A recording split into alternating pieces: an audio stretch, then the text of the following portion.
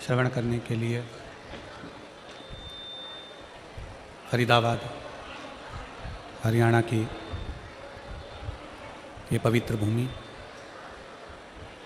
जिस भूमि पर स्वयं भगवान कृष्ण गीता का ज्ञान प्रदान करते हैं, ऐसी पवित्र धरा हरियाणा, आप और हम सब मिलकर भगवान देवाधिदेव महादेव की अनुपम कृपा करने वाली शिव महापुराण की कथा को श्रवण कर रहे हैं। कथा के मुख्य यजमान श्री प्रवीण पाराशर जी, श्रीमती हेमलता पाराशर जी, श्री चिराग पाराशर जी, टीना पाराशर जी, पाराशर परिवार, फरीदाबाद हरियाणा। एक बार यजमान परिवार के लिए जोरदार ताली बजाकर स्वागत, वंदन, अभिनंदन। जिन्होंने इस पवित्र पावन शिव महापुराण की कथा का लाभ आप हम सबको दिया है।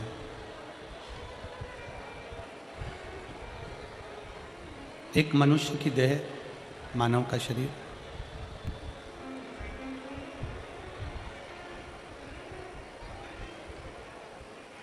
और दूसरे नंबर पर यह भगवान शिव की अविरल भक्ति।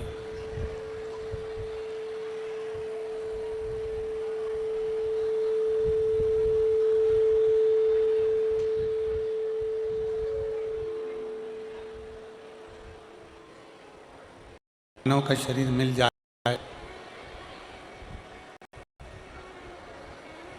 और मालूम पड़े कि हम भगवान देवाधिदेव महादेव की अविरल भक्ति से दूर हैं,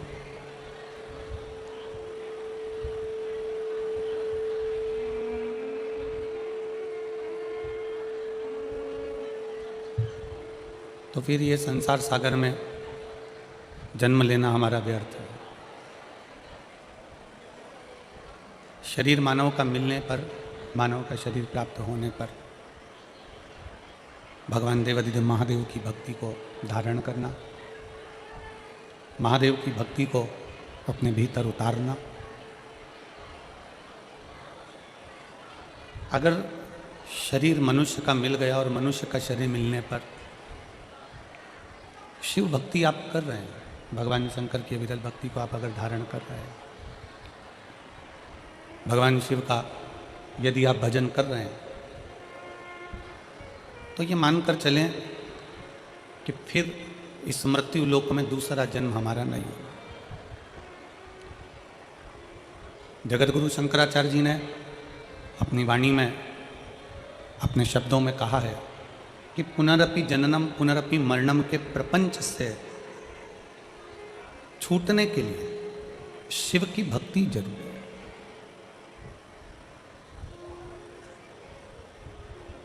भगवान शंकर की अविरल भक्ति जरूरी है।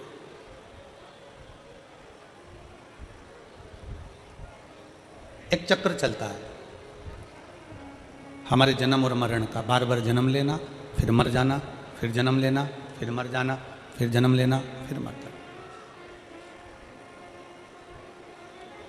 ये जन्म और मरण का जो चक्र है, इस चक्र का पहिया शिव रोक सकते हैं। इस चक्र का पहिया भगवान देवाधिदेव महादेव रोक सकते हैं।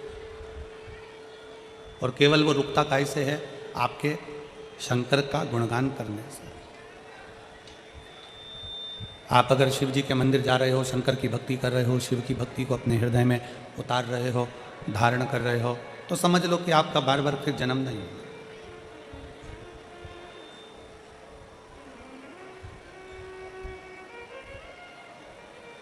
भीड़ बहुत होती है ना, तो लोग धक्का मारते हैं। जब बहुत ज़्यादा भीड़ होती है तो लोग धक्का देते हैं, धक्का मारते हैं। बोलो सही है कि गलत है?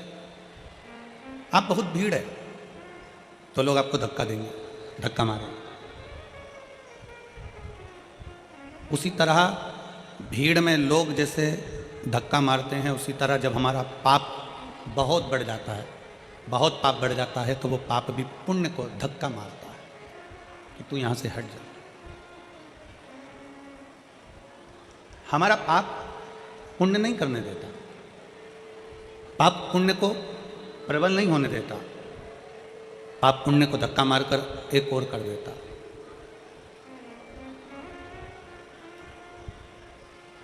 शिव महापुराण की कथा कहती है कि बहुत भीड़ होने पर लोग धक्का देते हैं, उसी तरह पाप भी पुण्य को धक्का देता है कि तू एक और हो जा, इसको पाप करने दे, इसको पाप और बढ़ाने दे। पाप जब बढ़ेगा तो ये अच्छा कर्म अगर करेगा तो इसको भगवान की शरणागति मिल जाएगी, और अगर पाप ही पाप करता रहेगा, बेकार ही बेकार कर्म करता रहेगा, तो फिर भटक जाएगा।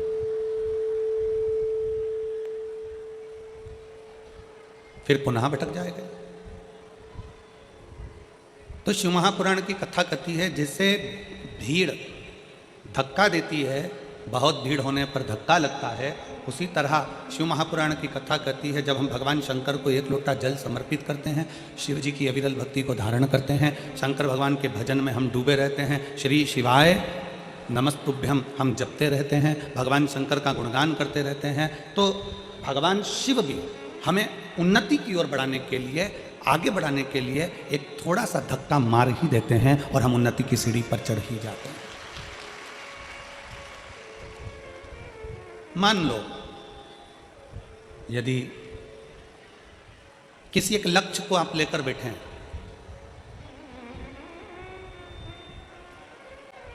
बाबा हमारा ये काम कर देना, बाबा हमारा ये कार्य पूर्ण कर देना, बाबा हमारा ये कार्य पूर्ण कर दीजिए, बाबा ये हमारा काम है, आप पूरा कर देना, आप ये कृपा कर देना, आप ये दया कर देना, आप ये करुणा कर देना। शिव महापुराण की कथा कहती है अगर आपका वो कार्य नहीं हुआ, मान लो तुमने मेहनत भी करी, सब कुछ करा, खूब मेहनत कर कर तुम आगे भी बढ़ गए, सब कुछ हो गया, और तुम्हारा वो कार्य जो तुमने सोचा था वो नहीं हुआ, तो भगवान शंकर को उसके लिए भी धन्यवाद देना। तुम्हारा सोचा हुआ कार्य अगर नहीं हुआ है तो भगवान शंकर को उसके लिए भी धन्यवाद देना कि बाबा हो सकता है कि तूने मेरे लिए और भी कुछ अच्छा सोच कर रखा होगा, इसलिए अभी तूने वो कार्य नहीं होने दिया, आगे चलकर तू जरूर करेगा। हम ये विचार ना करें, हम हमारे मन में ये भाव उत्पन्न ना करें, हमारे मन में ये विचार लेकर ना आए, हमारे मन में हम ये भाव लेकर ना आए कि बाबा ने हमारी नहीं सुनी या बाबा ने हमारे लिए कार्य नहीं किया ना।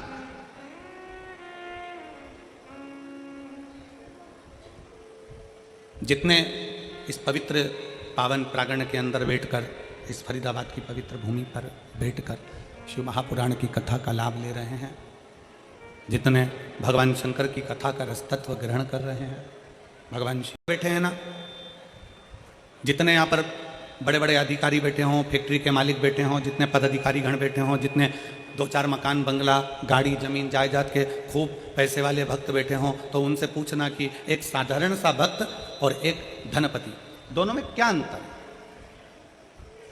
जो ज्यादा बढ़ता चले जाता है मानसिक टेंशन उसको बढ़ता चलेगा, जो साधारण है एकदम छोटे से मकान में रह रहा है, अपनी जिंदगी मस्त होकर जी रहा है, 2 रोटी प्रेम की खा रहा है, गाड़ी है, धर्मपत्नी, बच्चे अच्छे से पढ़ाई भी कर रहे हैं, सब कुछ अच्छी जिंदगी जी रहा है, उसको कोई टेंशन नहीं, वो अपना जीवन जी रहा है।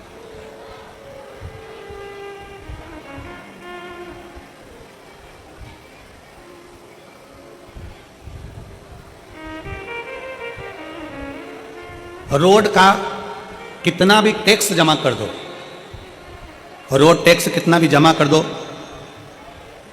पर रोड पर रह नहीं सकते। आप लोग जब गाड़ी उठाते हैं, 4 व्हीलर गाड़ी खरीदते हैं, 2 व्हीलर गाड़ी खरीदते हैं या बड़ी कोई गाड़ी खरीदते हैं, तो उसमें रोड का टैक्स जमा होता है। रोड का टैक्स कितना भी जमा कर दो, पर आप रोड पर रह नहीं सकते। आप मकान बनाकर रोड पे नहीं रह सकते, तो आप कहो कि हमने रोड का टैक्स जमा करा, हम तो यहाँ मकान बना के रहेंगे, हमने रोड का टैक्स जमा करा है, हम तो यहाँ बीच रोड पे हमारी गाड़ी खड़ी करके हम तो यहाँ 4 घंटे तक, 8 घंटे तक, 10 घंटे तक, 12 घंटे, 24 घंटे खड़े रहे। नहीं, रोड का कितना भी टैक्स जमा कर दो, पर रोड पर तुम रह नहीं सकते। उसी तरह परिवार, कुटुंब, कबीला और दुनिया के लिए तुम कितना भी कर दो, पर तुम्हें कोई अच्छा कहने वाला नहीं मिलेगा, आखिरी में तुम्हें ताने सुनना ही पड़ेगा। तुम रोड का टैक्स जैसे जमा करते हो तो रोड पर मकान नहीं बना सकते, रोड का टैक्स जमा करते हो तो रोड पर तुम रह नहीं सकते, रोड का टैक्स जमा करते हो तो रोड पर तुम अपनी गाड़ी 24 घंटा 36 घंटा खड़े नहीं कर सकते, रोड का भले तुम टैक्स जमा करते हो पर रोड पर तुम मकान बनाकर नहीं रह सकते, रोड पर तुम रह नहीं सकते। उसी तरह संसार के लिए, परिवार के लिए, कुटुंब के लिए, बेटों के लिए, बेटी के लिए, भाई के लिए, बंधु के लिए, सखा के लिए, बहन के लिए, रिश्तों के लिए, नातों के लिए, परिवार के लिए तुम कितना भी करना, अपनों के लिए कितना भी कर लेना, चाहे पराई के लिए कितना भी कर लेना, पर तुम्हारे लिए कोई अच्छा नहीं कहेगा। तुम इस विचार को छोड़ दो, तुम इस मन से ये विचार निकालो कि कोई तुम्हारे लिए अच्छा कहे। पर शिव महापुराण की कथा कहती है, रोड का टैक्स जमा करो पर रोड पर मकान नहीं बना सकते हैं, दुनिया के लिए कितना भी कर लो पर अपशब्द सुनने को ही मिलता है। और शिव महापुराण की कथा कहती है कि शंकर को अगर तुमने भूल से भी एक लोटा अगर जल समर्पित करा है, तुम्हारे मरने से पहले, मरने के बाद की गारंटी तो हम भी नहीं देते और ना हमारा शिव पुराण देता है, यहां तो जीते जी की गारंटी। कई लोग कहते हैं कथा सुनोगे तो बैकुंठ चले जाओगे, बैकुंठ में तुम्हारा निवास होगा। हमने अपनी व्यासपीठ से आज तक नहीं कहा कि तुम बैकुंठ जाओगे कि नरक जाओगे, क्योंकि हम खुद भी जाकर देख के नहीं आए, तो तुमको काय को बोले कि तुम बैकुंठ जाओगे कि नरक जाओगे। और जो तुमसे कहे कि बैकुंठ जाओगे कि नरक जाओगे चर्चा करे, तो तुम उनसे कह देना महाराज जी घूम कर आयो क्या, ऊपर देख कर आयो क्या, जो गया वो कैसे बता सकता है कि बैकुंठ गया कि नरक गया। तो बैकुंठ और नरक की चर्चा वेदव्यास जी ने शिव महापुराण में नहीं करी। बैकुंठ और नरक की चर्चा मेरे वेदव्यास जी वर्णन नहीं करते। मेरे वेदव्यास बाबा शिव महापुराण के 24,000 श्लोक में 12 खंड में इन संहिताओं के अंतर्गत, इन लीलाओं के अंतर्गत भगवान शंकर की गणना कर कहते हैं कि पूरा स्वर्ग और पूरी नरक इसी पृथ्वी पर है। बस आप शिव महापुराण की कथा कहती है, जब एक लोटा जल हम देवाधिदेव महादेव को समर्पित करते हैं, शंकर जी को जल चढ़ाते हैं, तो तुम्हारा चढ़ाया गया जल तुम्हारे मरने के बाद क्या देगा, इसका वर्णन शिव पुराण नहीं करती। पर शिव पुराण कहती है कि तुम्हारा अगर एक लोटा जल तुम महादेव को चढ़ा रहे हो तो यह पक्का है कि तुम्हारे मरने से पहले वो जल तुम्हारा कल जरूर बदलेगा, ये निश्चितता है।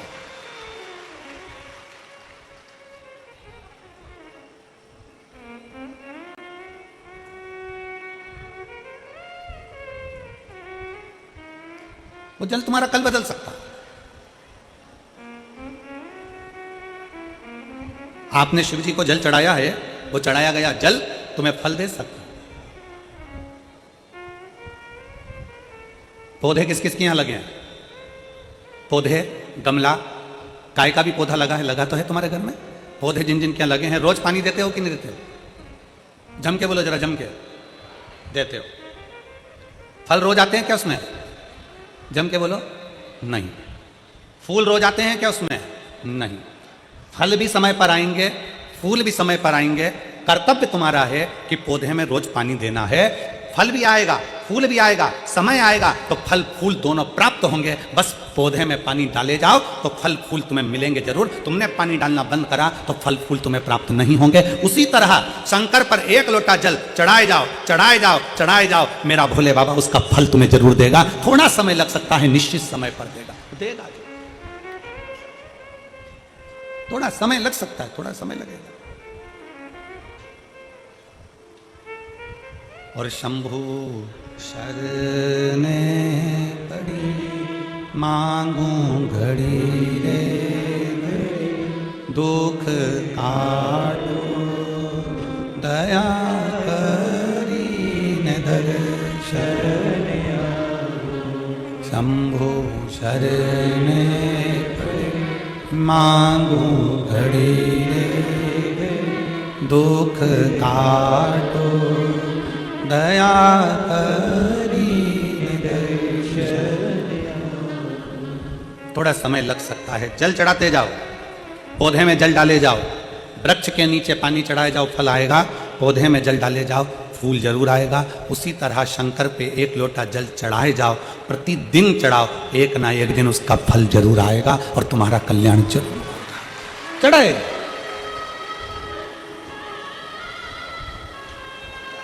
कोई जल्दी बनता है, कोई लेट बनता है। शंकर को जल चढ़ाने वाला एक दिन सेठ जरूर। थोड़ा समय लग सकता है, थोड़ा थोड़ा आगे पीछे हो सकता है, थोड़ा समय आगे पीछे होगा, पर होगा जरूर।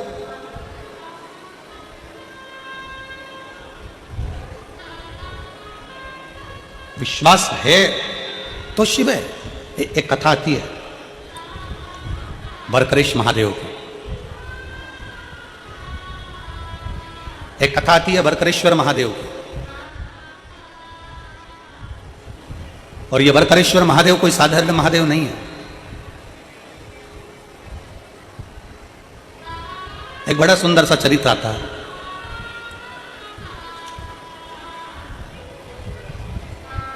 मही सागर संगम, दुनिया का एक ऐसा तीर्थ मही सागर संगम, जहां पर मही नदी सागर में जाकर मिलती है तो उसको मही सागर संगम कहते हैं। ये वो मही नदी जिसको गंगा, यमुना, सरस्वती, कावेरी, छिपरा, सरयू, मंदाकिनी जब सब बैठकर आपस में चर्चा करती हैं और आपस में बैठकर हरि का गुणगान करती हैं तो मही नदी को प्रकट कर लेती। ये मही नदी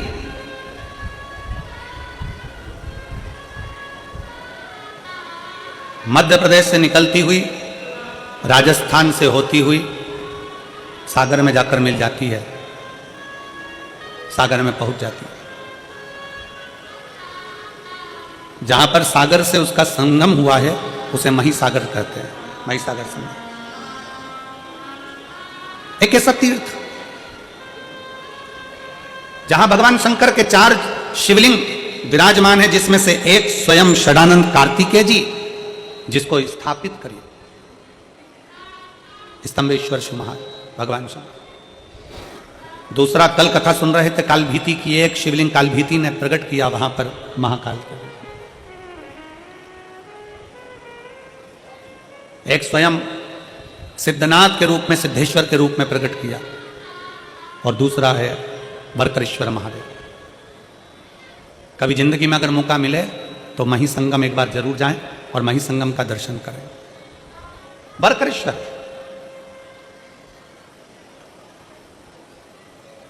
गुजरात की पवित्र भूमि पर जाकर ये मही नदी सागर में जाकर समाहित होती है। ऐसा पवित्र भूमि है वहां मही सागर। मही सागर संगम का ये पवित्र संवाद बरकरेश्वर महादेव का एक बड़ा सुंदर चरित्र वर्णन आता है। एक भटकती भटकती एक बकरी भटकती इस पवित्र मही सागर संगम के पास पहुंच जाती है। अब चींटी को नहीं मालूम है कि मथुरा कौन सा है, कि वृंदावन कौन सा है, कि काशी कौन सा है, कि द्वारका कौन सा है, कि जगन्नाथ कौन सा है, कि बद्रीनाथ कौन सा है, कि केदारनाथ कौन सा है, कि रामेश्वरम कौन सा है। ये चींटी को नहीं मालूम। पक्षी को नहीं मालूम कि कहां द्वारका है, कहां जगन्नाथ है, कहां काशी है, कहां मथुरा है। जीव जंतु को नहीं मालूम कि कहां कौन सा तीर्थ है। केवल एक मानव, मनुष्य, मानव का देह, मानव का शरीर, जिसको मालूम है कि मथुरा कहां है, जिसको मालूम है काशी कहां है, जिसको मालूम है गोवर्धन कहां है, जिसको मालूम है वृंदावन कहां है, जिसको मालूम है उज्जैनी कहां है, जिसको मालूम है सोमनाथ कहां है, जिसको मालूम है नागेश्वर कहां है। केवल एक मानव, मनुष्य।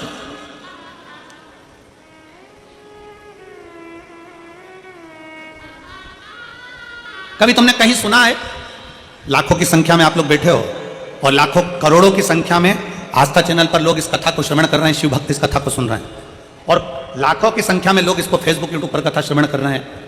5 दिन की ये फरीदाबाद की शिव महापुराण की कथा, लाखों करोड़ों भक्त देश में और विदेश में बैठकर इस कथा को सुन रहे हैं। कभी किसी ने सुना कि गाय को ले जाकर तीर्थ कराओ, कभी किसी ने सुना चींटी को ले जाकर तीर्थ कराओ, कभी किसी ने सुना कि कुत्ते को ले जाकर तीर्थ का स्नान कराओ, कभी किसी ने सुना पशु को ले जाकर तीर्थ का स्नान कराओ, कभी किसी ने सुना कि पक्षी को तीर्थ का स्नान कराओ। केवल सुनने में मिलता है तो केवल इतना मिलता है कि मनुष्य इस तीर्थ में जाकर स्नान करे। मनुष्य, मानव शरीर, ये मनुष्य जाए और तीर्थ का दर्शन करे, मनुष्य जाए और तीर्थ में स्नान करे। क्यों?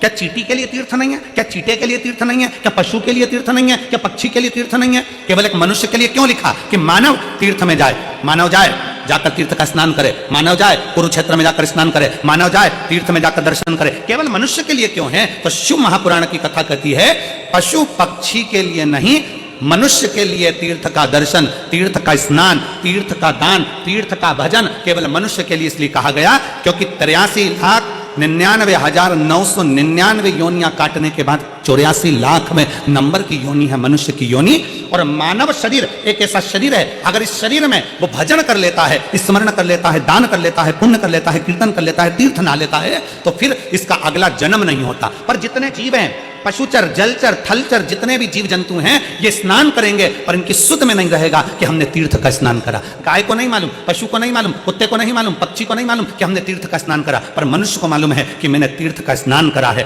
तीर्थ का स्नान करा है तो वो मरने के बाद भी ऊपर जाकर भी यमराज के सामने जाकर खड़े होकर कह सकता है कि मैंने कुरुक्षेत्र का स्नान करा था, मैंने यमुना का स्नान करा था, मैंने गंगा का स्नान करा था और तूने मुझे नरक में पटक दिया। वो ऊपर जाकर भी कह सकता है, वो जीवात्मा वहां पर भी बोल सकती है कि मैंने तीर्थ का स्नान करा था। और शिव महापुराण की कथा कहती है, अगर भूल से भी, शिव महापुराण का बड़ा सुंदर चरित्र कहता है कि जैसे तीर्थ में पशु पक्षी जीव जलचर थलचर वायुचर को नहीं मालूम रहता कि वो कहाँ है। शिव महापुराण की कथा कहती है, अगर भूल से भी अगर कोई कुत्ता, कोई पशु, कोई पक्षी, कोई जानवर, कोई जलचर, कोई थलचर 12 ज्योतिर्लिंग में से किसी एक ज्योतिर्लिंग में अगर जन्म भी ले लेता है तो फिर उसका अगला जन्म नहीं होता, उस जीव उसी जगह से तर जाता, उसी जगह से तर जाता। कितना सुंदर का एक गाली लोग दे देते हैं, तुझमें अकल नहीं है, तू स्वान है, तू कुत्ता है, तू गधा है, और लोग लड़ने बैठ जाते हैं। अगर जिसने गाली दी है ना, उससे कहो भगवान से प्रार्थना करना, अगर स्वान भी बनाए ना, कुत्ता भी बनाए ना, तो कहीं किसी तीर्थ का बना देना, काशी विश्वनाथ के उस बनारस का, उस विश्वनाथ की भूमि वाराणसी का बना देना। अगर मुझे गधा भी बनाए तो भगवान से प्रार्थना करना कि हरिद्वार का बना देना। कम से कम गंगा की रज मुझे लगेगी, काशी विश्वनाथ के गंगा की रज मुझे लगेगी, उज्जैनी की रज मुझे लगेगी, कुबरेश्वर धाम की रज मुझे लगेगी, तो मैं भी तर जाऊंगा, अगला जन्म मेरा फिर संसार में नहीं होगा। बनाना तो ऐसा बना, बनाना तो ऐसा बना।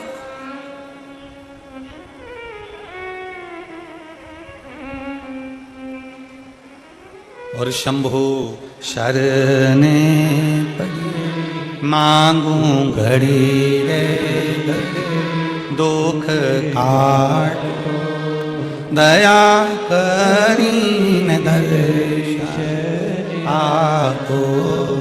शंभु शरणे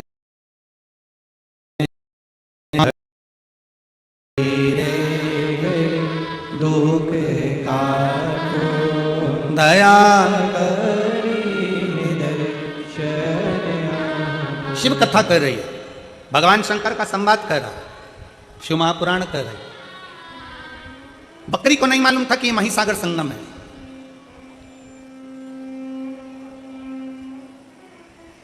आप लोग कहेंगे गुरुजी आज की कथा कहां से बोल रहे हैं, तो स्कंद पुराण कुमारी खंड से आज की कथा को लिया है। स्कंद पुराण का ये पवित्र चरित्र शिव महापुराण के अंतर्गत स्कंद पुराण का ये छोटा सा भाव लिया गया। कोई तुमसे पूछे ये महिसागर की कथा गुरुजी कहां से लेकर आ गए, ये सुंदर बरकरेश्वर महादेव की कथा कहां से लेकर आ गए, तो महिसागर संगम कथा स्कंद पुराण कुमारी खंड से बोली जाए। एक बकरी, उसको नहीं मालूम बकरी को तीर्थ क्या है, बकरी को नहीं मालूम कि क्या धाम है, बकरी को नहीं मालूम कि कहां हो।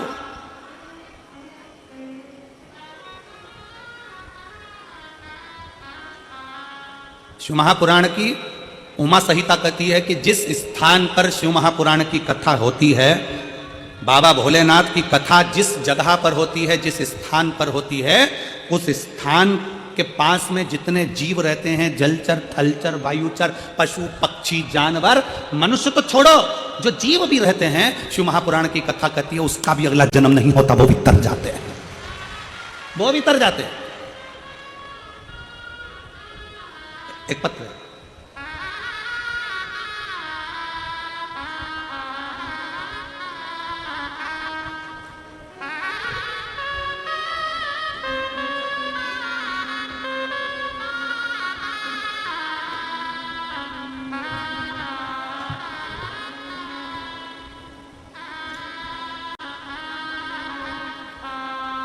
मैं हरियाणा की, ये क्या लिखा है, प्रिय इज्जर जिले के असदपुर खेड़ा की रहने वाली हूँ। असदपुर खेड़ा की रहने वाली हूँ। मैं 3 साल से, ये पत्र जिसने दिया है राम जी का फोटो बना है, जिन्हें दिया है वो अगर बेटी हो तो हाथ हिला सकती है। राम जी का फोटो बना है इसमें, अगर कहीं बैठी हो तो हाथ हिला सकती, और अगर बैठी हो तो एक बेलपत्र लेने के लिए आ सकती।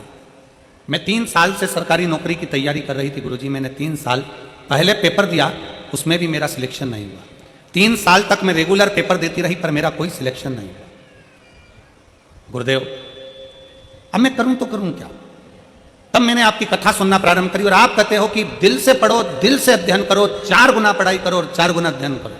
मैंने वो भी कर कर पढ़ाई करी, एग्जाम दिया, पर उसका भी कोई रिजल्ट नहीं। अब करूं तो करूं।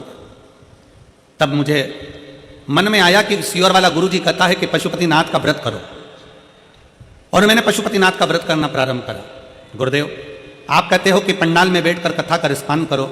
मैंने पंडाल में बैठकर भी कथा का रसपान किया, और बाबा ने क्या मुझे दिया पंडाल में बैठ के कथा सुनने का फल। शायद दुनिया के लोग कहते होंगे कि पंडाल में बैठकर कथा सुनना, हम कहते हैं पंडाल नहीं, जिस जगह पर शिव महापुराण की कथा होती है वो पंडाल नहीं, वहां की मिट्टी कंकर शंकर बन जाती है, और बाबा हमारी बात को सुनता है। गुरुदेव, हमने कथा सुनना प्रारंभ करी, पंडाल में बैठकर पशुपतिनाथ का व्रत किया, और बाबा की कृपा से जो 3 साल पहले मैंने एग्जाम दिया था, उस 3 साल पहले के एग्जाम का रिजल्ट आ गया, और बाबा की कृपा से मैं हरियाणा पुलिस में भर्ती हो गई। मैं बाबा को यहां धन्यवाद देने के लिए आई। एक शिव तत्व लाइन अच्छी लिखी है, आप और हम गुनगुनाते हैं। और अभी मेरी ट्रेनिंग गुड़गांव में चल रही है। खाली ना जाता कोई दर से तुम्हारे, खाली ना जाता कोई दर से तुम्हारे, मैं भी खड़ी हूँ नंगी बाहें पसारे, अपने से लगा लो, लगा लो, गिरा जा रहा हूँ, उठा लो, भोले अपने दर से अब तो ना टालो, गिरी जा रही हूँ, उठा लो। एक विश्वास अपने भीतर दृढ़ करिए, एक भरोसा अपने भीतर दृढ़ करिए। एक जीव जंतु को नहीं मालूम कि हम कहां पर हैं, एक पशु को नहीं मालूम कि हम कहां पर, एक पक्षी को नहीं मालूम कि हम कहां पर हैं।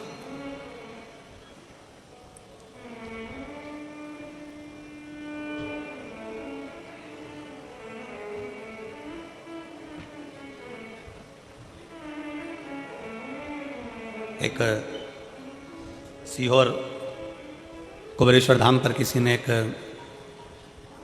कुत्ता का फोटो डाला। शंकर जी पर चढ़ा हुआ दूध बाहर गया और कुत्ता उसको चाट रहा था।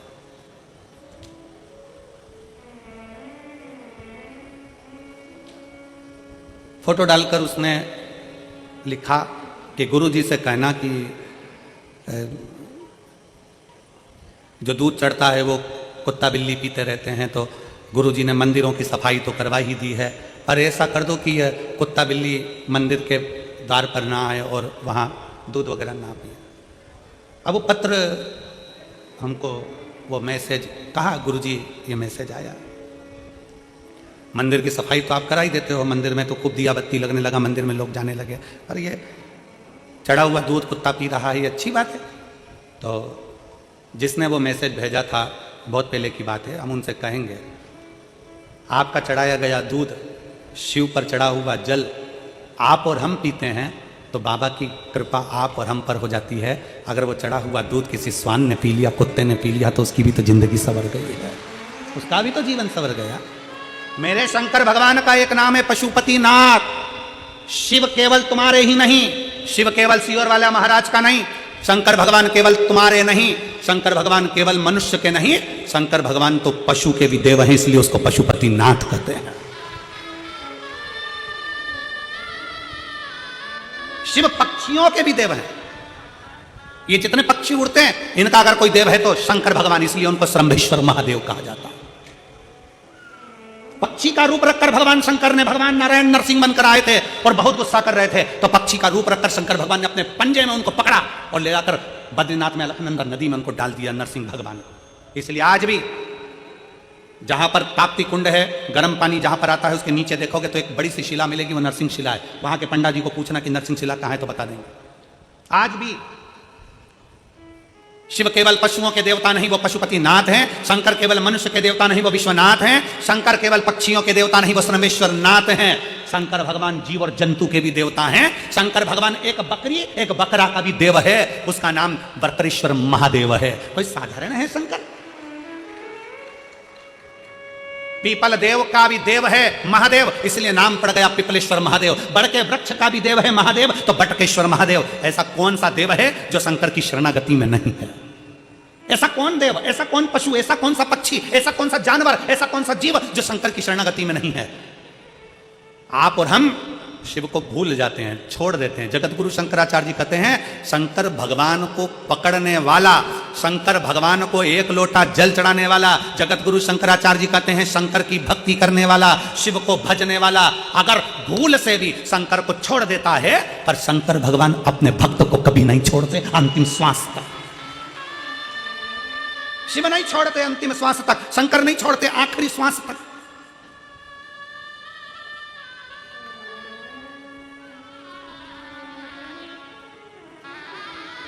हर एक रवा भगत की कथा हमारे उज्जैनी में आती है, महाकाल राजा की रवा भगत की कथा। रवा भगत, एक रवा भगत की कथा आती है जो चंबल नदी के पार रहता था। अब चंबल नदी के पार रहता था रवा भगत, और वो शंकर को बड़ा भजता था। अब रवा भगत शिव को भजने वाला शंकर भगवान की पवित्र भूमि उज्जैनी में महाकाल बाबा का दर्शन करने जाता था। हर महीने का उसका नियम था कि बाबा महाकाल का दर्शन करने जाता। अब महाकाल का दर्शन करने जाता, कभी तो उसको डाकू लूट लेते, कभी उसका पूरा धन छुड़ा लेते। रवा भगत शिव जी का नाम लेते हुए महाकाल महाकाल जय श्री महाकाल, जय श्री महाकाल, जय श्री महाकाल बोलता बोलता चले जाता। कई साल निकलते चले गए, कई साल। उज्जैनी जाए, अवंतिका जाए, छिपरा नहाए, महाकाल का जल चढ़ाए और महाकाल का दर्शन करे। अब तो महाकाल मंदिर में प्रवेश ज्यादा नहीं होता, पर पूर्व की कथा है जब तो महाकाल मंदिर में महाकालेश्वर और भक्त, इसके सिवा कौन जाते, लोग जल चढ़ाते और अपने घर चले जाते। छिपरा बिल्कुल महाकाल मंदिर के पीछे बहती थी। अभी अभी छिपरा तो महाकाल मंदिर से दूर हो गई, पर छिपरा महारानी महाकाल मंदिर की दीवार और छिपरा महारानी का बहना एक साथ था, इतनी नजदीक से बहती थी। रवा भगत महाकाल बाबा को जल चढ़ाए, छिपरा जी का जल भरे और महाकाल राजा को चढ़ा दे और चल दे। कई साल निकल गए, कई साल। अब एक बार रवा भगत उज्जैनी नहीं पहुंचा, अवंतिका नहीं पहुंचा, अवंतिका नहीं पहुंचा। 1 महीना पूर्ण हो गया, अवंतिका नहीं आया। ध्यान, रवा भगत नहीं आया। 2 महीना हो गया, रवा भगत नहीं आया। 3 महीना हो गया, रवा भगत नहीं आया। अब तो भोलेनाथ को बेचैनी होने लगी और शंकर भगवान माता पार्वती से कहे, मां जगत जननी से, पार्वती से। उज्जैन कौन कौन गया है? सब गए हो? रखो। शंकर जी के मंदिर में पार्वती जी हमेशा बैठी रहती है। उज्जैन महाकाल के मंदिर में पार्वती जी बैठी नहीं है, खड़ी हुई है। करें दर्शन आप लोगों ने? जम के तो बोलो, करें ना? पार्वती जी खड़ी। शिव बोले रवा भगत के लिए, पार्वती हर महीने मेरा भगत आता था, रवा भगत आ नहीं रहा। चंबल के पार रहता है, हो सकता है कहीं डाकुओं ने उसको कुछ त्राण दे दिया हो, तुम जाओ देखो क्या। पार्वती जी दौड़कर रवा भगत के यहां पहुंची और रवा भगत के यहां बूढ़ी का रूप रखकर उन्होंने क्या देखा कि रवा भगत के यहां तो खाने के भी लाले पड़ रहा है, खाने के लाले। क्यों? रहा नहीं गया।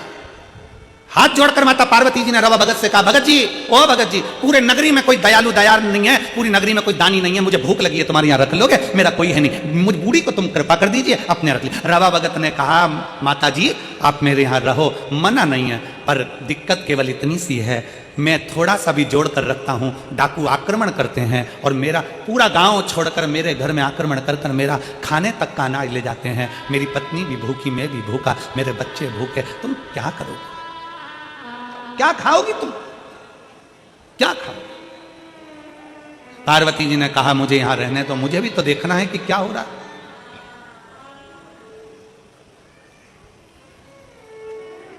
डाकुओं की टोली आई रावा भगत के यहां से, सब लेकर चले, अन्न का दाना नहीं। थोड़े दिन होता फिर डाकुओं की टोली आती रावा भगत के यहां से, फिर लेकर चले जाती।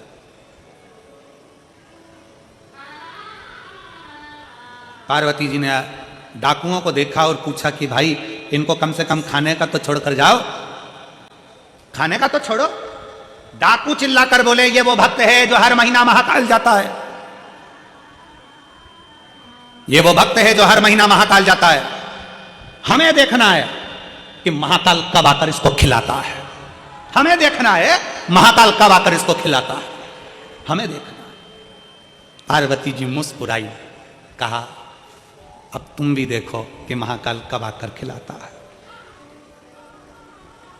डमरू बजाता बजाता एक जोगीड़ा डमरू की नाद करते करते बजाता बजाता आ गया।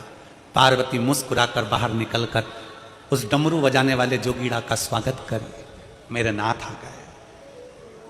जो आए डाकू आए, सामान उठाए, वही सामान 4 गुना फिर बढ़ता जा। डाकू बाहर निकले, फिर सामान बढ़ता चले जा। डाकू फिर लेकर सामान निकले, फिर बढ़ता चले जा। बाहर इतना सामान इकट्ठा हो गया कि डाकू उठाने वाले कम पड़ गए, पर सामान कम ना हुआ।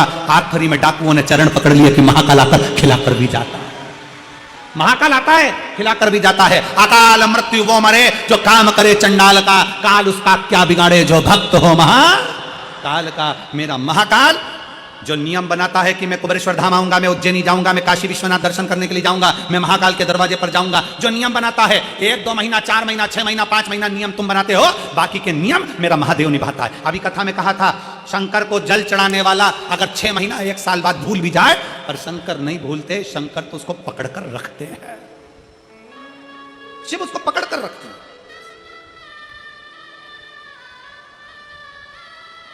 आप में से कितनी माताएं जिन्होंने ये सुना होगा कि कुल देवी की पूजन नहीं करो तो रुष्ट हो जाती है? बोलो सुना कि नहीं सुना? अरे जम के तो बोलो।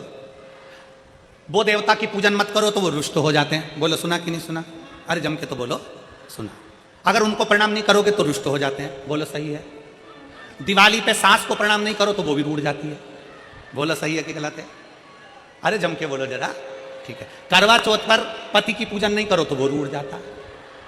बोलो सही है कि गलत है? भाई दूज पर बहन भाई को राखी ना बांधे तो भाई रूठ जाता है। भाई दूज पर बहन भाई को तिलक ना करे तो भाई रूठ जाता है। बोलो बोलो सही है कि गलत है? संसार में सब रूठते हैं, पर शिव महापुराण की विद्येश्वर संहिता कहती है जो एक बार शंकर को जल चढ़ा देता है, शंकर उससे कभी नहीं रूठते हैं, शिव उसके गले लगते हैं, शिव गले लगते हैं।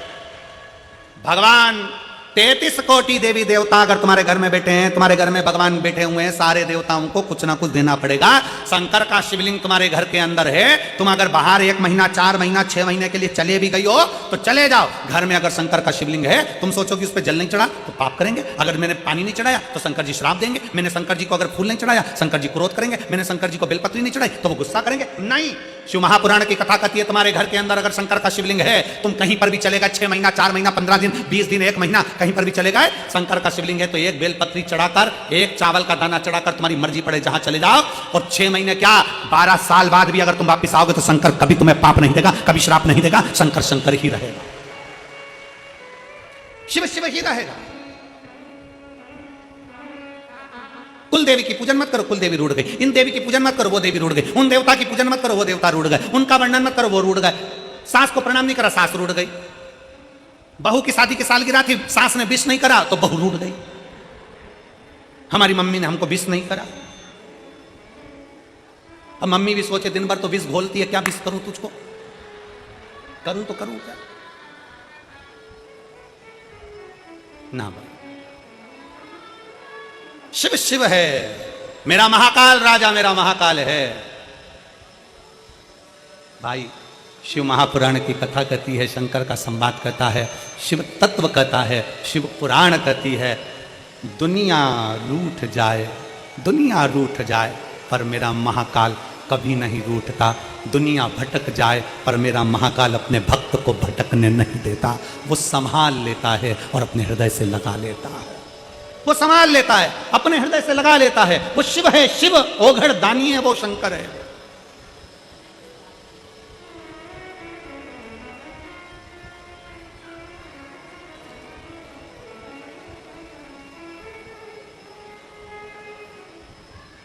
वो साधारण नहीं है, उसको पहचानना कठिन है। और अंत समय प्रभु वचन दिया तो निभाना पड़ेगा। आए ना आए प्रभु कुटुंब कबीरा, अंत समय प्रभु आना पड़ेगा। वचन दिया तो निभाना पड़ेगा। अंत समय प्रभु आना पड़ेगा। वचन दिया तो निभाना पड़ेगा। दुनिया रूठ जाए, दुनिया भटक जाए, मेरा शिव तुम्हें भटकने नहीं दे सकता।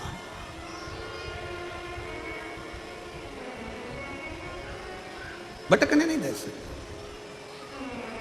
विश्वास, भरोसा, श्रद्धा हमें शिव के करीब में लेकर जाती है, शंकर के पास।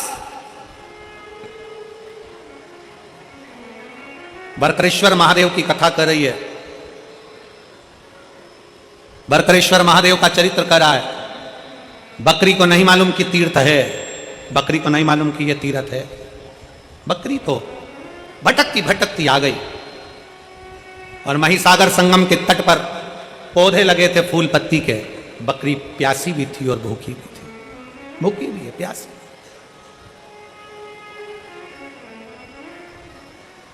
बकरी भूखी भी है और प्यासी भी है।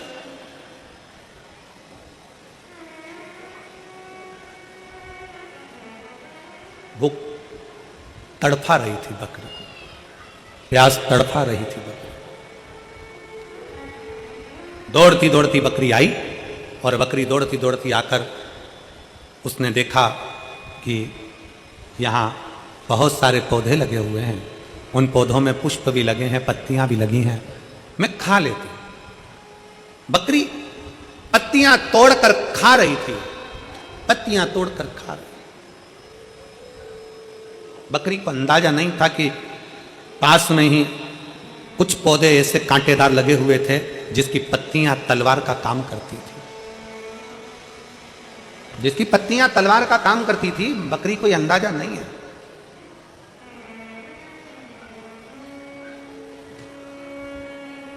बस बकरी ने पत्तियां खाना प्रारंभ करा। बकरी ने पत्तियां खाना प्रारंभ करा और खाते खाते उसका ध्यान नहीं गया, क्योंकि व्यक्ति अपने कार्य में इतना डूब जाता है कि उसको अन्य कार्य का स्मरण नहीं हो पाता। और फिर निवेदन है, अरे मत बुरे कर्म कर वरना पछताएगा। भगवान की आंखों से तू बच नहीं पाएगा, तू बच नहीं पाएगा। अरे ओ अज्ञानी मत करना दानी, अरे ओ अज्ञानी मत करना दानी। तेरे कर्म का फल भी तू ही पाएगा, जैसा किया तूने तेरे आगे आएगा। मत बुरे कर्म कर वरना पछताएगा। भगवान की आंखों से तू बच नहीं पाएगा, तू बच नहीं पाएगा। अरे ओ अज्ञानी मत करना। अपने कर्म अच्छे करते चलो। बकरी को ध्यान नहीं था, वो तो कर रही, वो तो खाने में लगी है। उसने ध्यान नहीं दिया पास में कांटे लगे, उसने ध्यान नहीं दिया पास में पत्तियां तलवार का काम कर रही है। कोई कोई पौधा ऐसा होता है जिसकी पत्तियां तलवार जैसी काट भी देती है, शरीर पर रगड़ा भी दे देती है। बकरी को अंदाजा नहीं था। आप तो अपना कर्म करो, फल देना उसके एक पत्र है।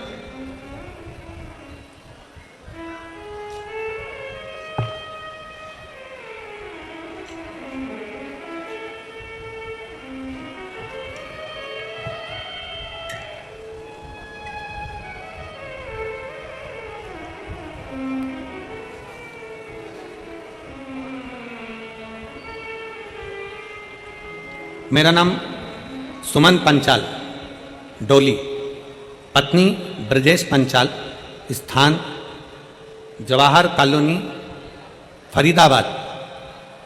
बेटी का नाम साक्षी पंचाल, बेटा आकाश पंचाल। मेरा मोबाइल नंबर ये है।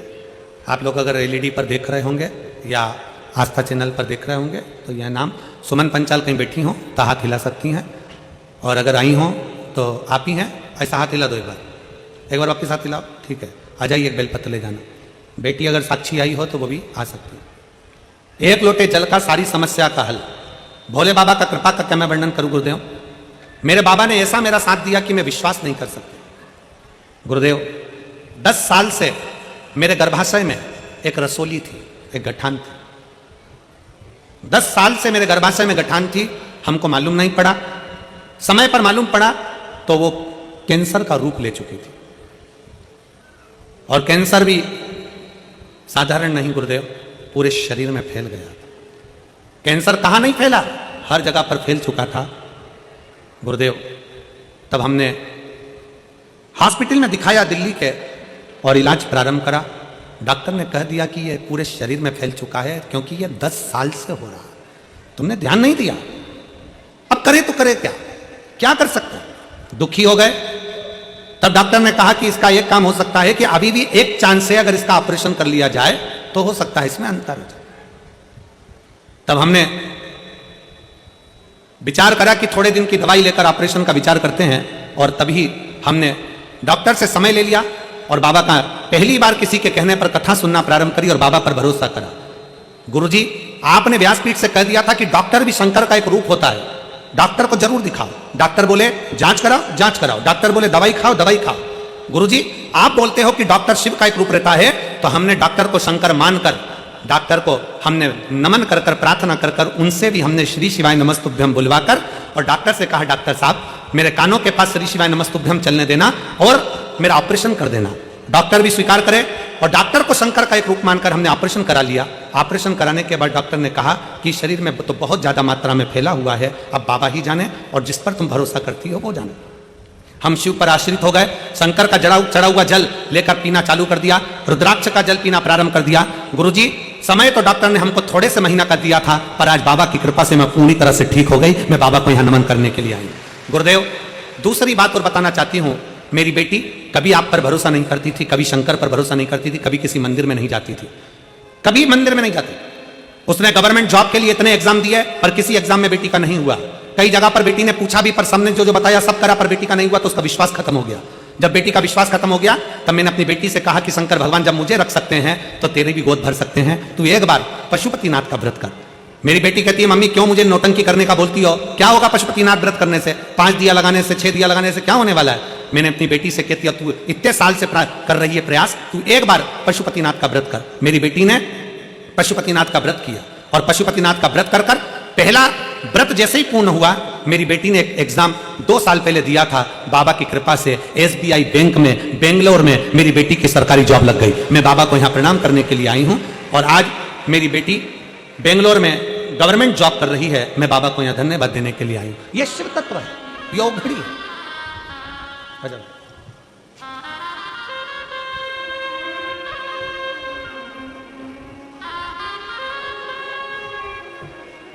रोते नहीं, अब तो खुश हो गए, एकदम बढ़िया हुए।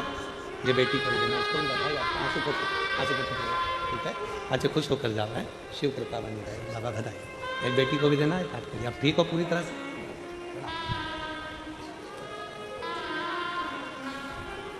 रिश्ता तेरा मेरा सबसे प्यारा, रिश्ता तेरा मेरा सबसे प्यारा, तू मेरा बाबा मैं हूँ तेरा लाला, मैं हूँ तेरा लाला। तू मेरा बाबा, मैं हूँ तेरा लाला, मैं हूँ तेरा लाला। भगवान शिव को अपना बनाने का प्रयास, अपना बनाना।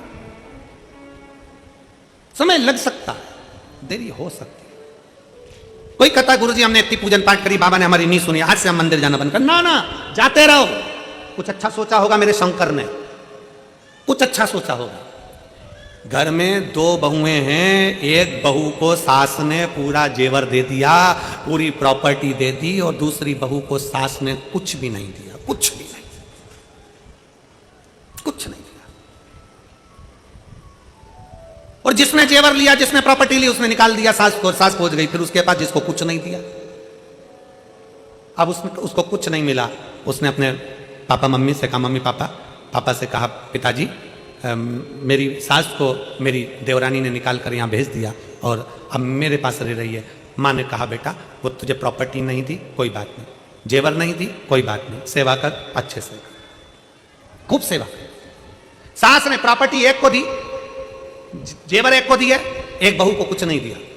जिसने प्रॉपर्टी जेवर लिए उसके घर में महल अटारी सब बन गया, जिसके पास प्रॉपर्टी जेवर नहीं थे उसने सास की सेवा करी, सास मरकर चली गई। समय ऐसा आया कि जो प्रॉपर्टी जेवर वाली थी उसके बेटों ने कहीं शेयर मार्केट खेला, शेयर मार्केट में सारा की सारा डब्बा गोल हो गया, और जिसके घर में सास रह रही थी उसके बेटा कलेक्टर इंजीनियर बन गया।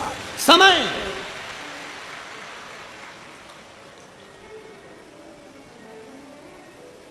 तुम्हारी नहीं सुनी ना बाबा भोलेनाथ जी ने। बाबा मैंने इतना अभिषेक करा, पूजन करा, अर्चना करी, शंकर जी ने मेरी नहीं सुनी। मैंने शंकर जी से कहा था बस एक काम कर दो, ये काम कर दो, शिव ने नहीं सुनी। अरे कुछ अच्छा सोचा होगा, मेरे बाबा कम नहीं देते, मेरा बाबा थोड़ा रुक कर देगा, अच्छा देगा, बड़ी प्रबलता से देगा। आपकी भक्ति कम नहीं होना चाहिए, आपका विश्वास कम नहीं होना चाहिए, आपका भरोसा कम नहीं होना चाहिए, आपकी दृढ़ता कम नहीं होना चाहिए।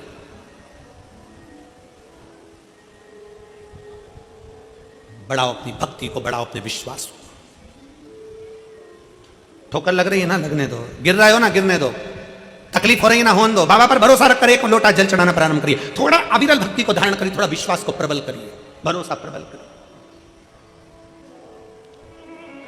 और खाली ना जाता कोई दर से तुम्हारे, खाली ना जाता कोई दर से तुम्हारे, मैं भी खड़ी हूं नन्ही बाएं पसारे, अपने हृदय से लगा लो, लगा लो, गिरा जा रहा हूँ, उठा लो, भोले अपने दर से अब तो ना टालो, गिरी जा रही हूँ, उठा लो।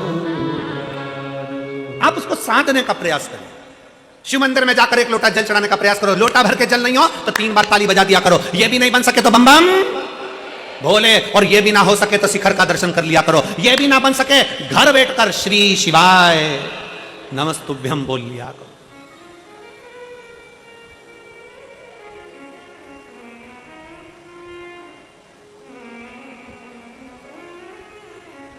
दो दिन से एक आइसर गाड़ी आती है, उसमें पानी की बोतल रखी होती है, और पानी की बोतल की वो गाड़ी आकर जगह जगह पर बोरियां और पानी का बोतल उतार लेता है, और सब लोग फिर वो पानी बांटना चालू कर देते हैं। 2 दिन से लगातार हो रहा है। तो समिति के जो सदस्य होते हैं इस चीज़ पर बड़ा ध्यान देते हैं, समिति के सदस्य बड़ा ध्यान देते हैं, बिटले सेवा समिति। इतने में पूछा गाड़ी वाले से, भैया ये तुम पानी की बोतल लाते हो, इतनी सारी यहाँ बांटते हो, ऐसी ही पानी की बोतल तुमने हापुड़ में भी बांटी थी, क्यों? कहाँ के रहने वाले हो? उसने कहा हम नोएडा से आए और पानी बांट रहे। पूछा कि ये पानी क्यों? तो कहा सब्जी का ठेला लगाता था, और सब्जी का ठेला लगाते लगाते मेरी पत्नी ने मुझसे कह दिया था कि नोएडा में कथा चल रही है, एक बार अपन चल के सुनते हैं। सब्जी का ठेला एक दिन बंद करा, क्योंकि एक दिन भी सब्जी का ठेला बंद करते हैं तो घाटा लग जाता है, क्योंकि सब्जी तो सब्जी है, अगर नहीं बिकती है दूसरे दिन तो फिर वो बेकार हो जाती है और पूरा लॉस हो जाता है। पर एक दिन ठेला बंद करा, नोएडा कथा सुनी, बाबा से बस प्रार्थना करी, बाबा तू ऐसा दे देना कि मैं भी दोनों हाथों से लुटाता रहूं। और 3 महीने बाद एक मेरा मित्र मिला और वो मित्र ने कहा क्या मेरे साथ पार्टनरी में काम करेगा। इसने कहा मेरे पास पैसा नहीं है, तो कहा पैसा मैं लगाऊंगा, तू व्यवस्था देखना, और एक कंपनी चालू करते हैं। और मित्र ने साथ मिलकर कंपनी चालू करी, आधा हकदार मुझे बनाया, आधा हकदार उसको बनाया। आज बाबा ने इतना दे दिया कि मैं पानी भर भर कर भी पिलाऊं तो कम ना पड़े। इतना शिव कृपा कर, इतना करुणा करने वाला। क्यों ये मेरी जीजियां, क्यों मेरे जीजा पानी बिस्कुट घर से रोटी बनाकर ले आते हैं, पोहा बनाकर ले आते हैं, जहां बैठते हैं वहां 5 लोगों को 10 लोगों को अपने पास में बैठे हुए को दोने में भर भर कर खिला देते हैं। खिचड़ी बनाकर डब्बे में लेकर आती हैं माताएं, साथ में अपने बैग में थोड़ी सी टॉफी डाल लेती हैं। क्यों? उसका फल मेरा शंकर देता, अच्छी जगह का फल देता। कितना वर्णन किया गया महाराज। एक कसाई गाय को लेकर जा रहा है, कसाई गाय को लेकर जा रहा था, निकलते निकलते कसाई थक गया, गाय को खींच रहा था, कसाई गाय को खींच खींच कर ले जा रहा है, कसाई थक गया, थक कर देखा कि कहां जाऊं, गाय को बांध दिया पेड़ से, सामने धर्मशाला थी, उस धर्मशाला में कसाई चले गया। धर्मशाला में कसाई बैठा, रात्रि को बैठकर भूख लगी, भंडारा चल रहा था, उसमें से भोजन कर लिया, भोजन करा, रात को सोया। दूसरे दिन कसाई गाय को लेकर फिर चल दिया। गाय को लेकर जब कसाई गया, गाय कटी, तो जो कसाई जिस धर्मशाला में ठहरा था, जो कसाई जिस भोजन को करा था, जिसका भोजन था और जिसकी धर्मशाला थी, उस कसाई ने जिस गाय को काटा था उसका आधा हिस्सा उस धर्मशाला के मालिक को भी गया, उस भंडारे वाले को भी गया। आश्चर्य में पड़ गया। धर्मशाला का मालिक जब ऊपर गया तो भगवान से कहता है मैंने तो धर्मशाला बनवाई थी, मुझे नरक क्यों डाल रहे हो। दूसरा बोला मैंने भंडारा करा था, मुझे नरक क्यों डाल रहे हो।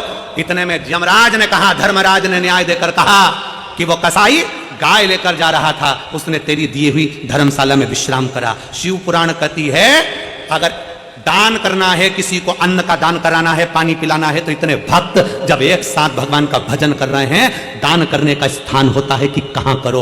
गलत जगह पर कर कर अगर कोई गलत व्यक्ति खाकर निकल गया, गलत व्यक्ति बैठकर निकल गया, तो उसका भी दोष हमको लगता है। आपको तो गर्व होना चाहिए कि मैंने शंकर के एक भक्त को पानी पिलाया, आपको गर्व होना चाहिए कि मैंने शंकर के एक भक्त को भोजन कराया, आपको गर्व होना चाहिए कि मैंने शंकर के एक भक्त को बिस्कुट खिलाया या टॉफी खिलाई, मैंने शंकर के एक भक्त को बिठाया हुआ। शिव का भक्त दिन रात शंकर की भक्ति में डूबा हुआ था, उसको दिया। मैंने किसी ऐसे एरेगरे नत्थु खेरो को नहीं कि किसी को दे दिया और उसने दारू की दुकान पर जाकर पैसे फूंक दिए, उसने वेश्यावृत्ति में, जुए में पैसा लगा दिया। आज के जमाने में बहुत रूप रख रख कर लोग साधु सन्यासी का रूप रख कर आते हैं, मांगते हैं और मांग कर वो पैसा मदिरा में लगा देते हैं, जुए में लगा देते हैं। सावधान, अपने धन का सदुपयोग करिए, सही जगह पर करिए, सत्कर्म की ओर बढ़िए। कोई ऐसा निर्माण भी मत करिए जिस निर्माण में अगर कोई पाप कर्म हो रहा है तो उसका लिप्तता हम पर आए। अगर कोई पाप कर्म कर रहा है तो उसकी लिप्तता हम पर आए। ना ना ना, अच्छा कर्म करिए,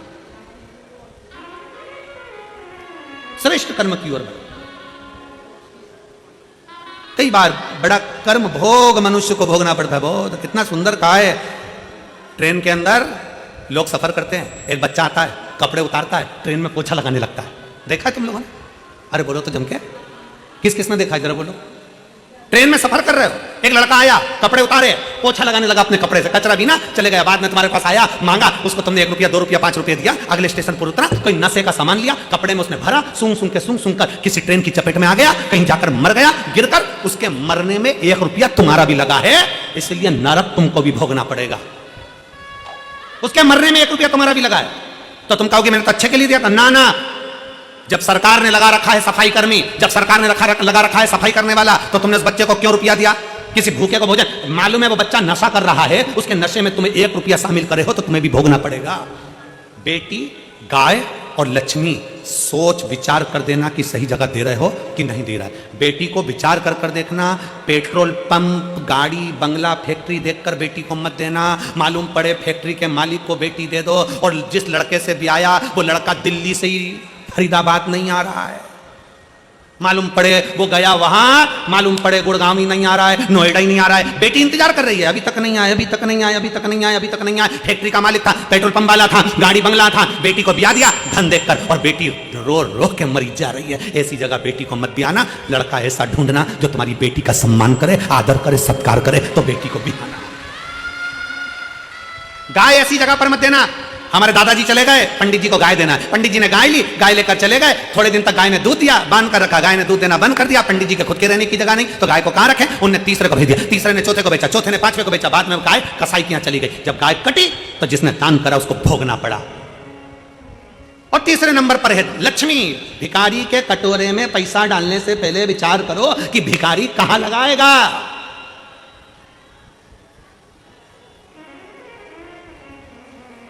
कहां लगाएगा? हमारे यहां सीहोर में कुबेरेश्वर धाम के प्रांगण के अंतर्गत और कुबेरेश्वर धाम के दरवाजे पर भी भिक्षा मांगना अलाउ नहीं है हमारे। क्यों? क्योंकि उसका नाम कुबेरेश्वर महादेव है। अगर कोई भिक्षा मांगता दिखता है तो मुझसे कहते हैं अंदर भंडारा चल रहा है, 24 घंटे चल रहा है, खाओ। और तुम्हें तनख्वाह चाहिए तो झाड़ू लगाओ, काम करो धाम पर, समिति तुमको महीने की तनख्वाह देगी। पर वो टिकते ही नहीं है। जैसे उनको मालूम पड़ा कि तनख्वाह भी मिलेगी, थोड़ी बहुत मिलेगी और भोजन भी फ्री का मिल रहा है, क्योंकि उनको तो करोड़ों में धन चाहिए, कुछ काम छोड़कर भग जाते हैं, चले जाते हैं। इसलिए कुबेरेश्वर धाम के आसपास भिखारी टिकता ही नहीं है, क्योंकि भोजन फ्री है, रहना फ्री है। थोड़ी मेहनत करो, कर्म करो, सफाई करो, बाबा का गुणगान करो, फूल पत्ती को हटाकर साइड में रखो, अपने आप तुम्हें तनख्वाह मिलेगी। पर कोई रहने को तैयार। अपने धन का सदुपयोग करो, अपनी बेटी को सही जगह दो, अपनी लक्ष्मी को सही जगह दो और गौ माता को सही जगह दो। बेकार जगह पर नहीं भेजिए, बेकार जगह पर नहीं भेजिए। सबके लिए है, शिव शिव है, शंकर शंकर है। और जब तुम उसको बुलाओगे, वरकरेश्वर महादेव की कथा कर रही है, बकरी आई है, भूखी है, प्यासी है, भगवान वो बकरी को नहीं मालूम कि यहाँ एक धारदार कोई कांटा लगा है, कोई वो कांटे से, उसके पत्ते से उसका शरीर कट जाएगा, उसको अंदाजा नहीं हो पा रहा, उसका अंदाजा नहीं। वो तो अपने कर्म में लगी हुई है, अपने कर्म।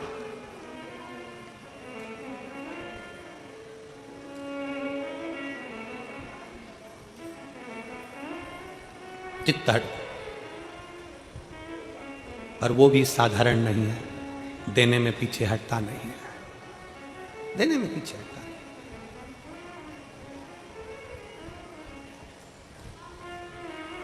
और महाराज उसकी याद, उसका स्मरण हमें सुख प्रदान कर देता है। उसकी याद, उसका स्मरण।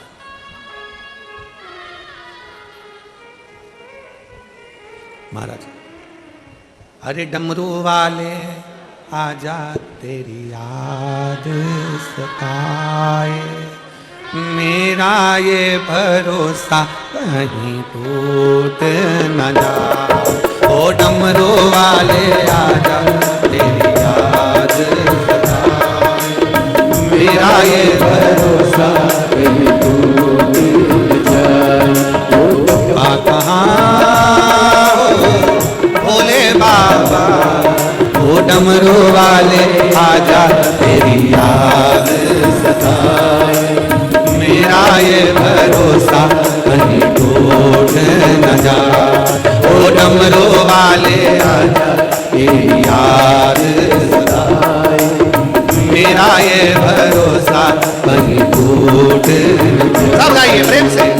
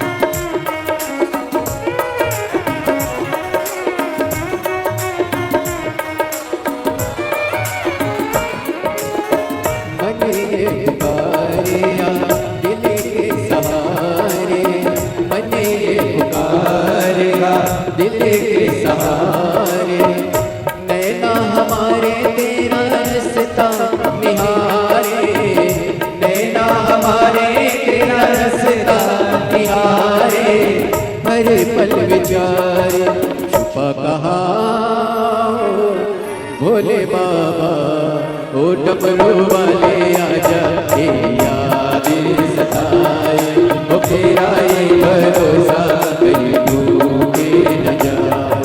ओ डमरू वाले आजा, तेरी याद सताए, मेरा ये भरोसा कहीं डूबे।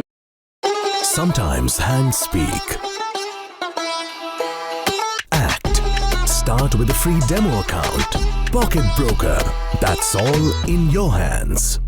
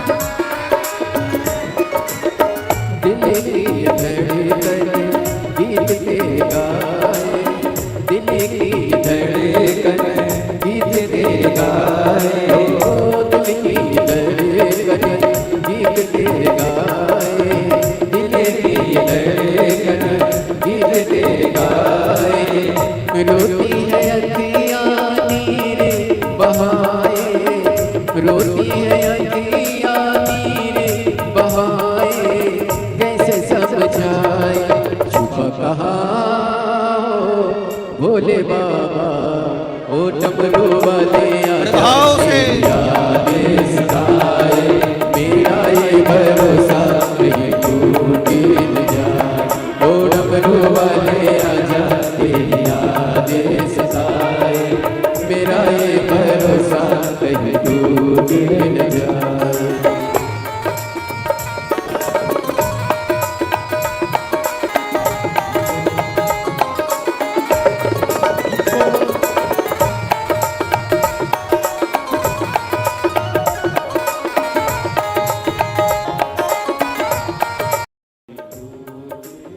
हर हर महादेव।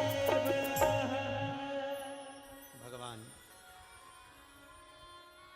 बड़े प्रेम से भाव से अपनी जगह बैठकर भगवान शिव को दिल से प्रार्थना करेंगे, भाव से विनय करेंगे, दिल से बाबा को निवेदन करेंगे।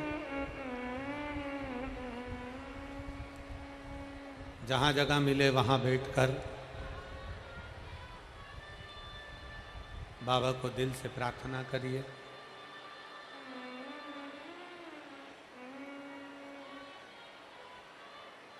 फरीदाबाद में ये बार बार योग नहीं लगता है, वो तो श्री प्रवीण पाराशर जी, दीदी हेमलता पाराशर जी को धन्यवाद देता हूँ, जो ये पवित्र कथा करवा कर आपने इतने सारे शिव भक्तों को एक ऊर्जा प्रदान करी है, उसके लिए साधुता है। जहाँ जगह मिले वहाँ बैठकर बाबा को दिल से नमन करिए और अपने मन की बात देवाधिदेव महादेव से करिए। साथ में बोलिएगा,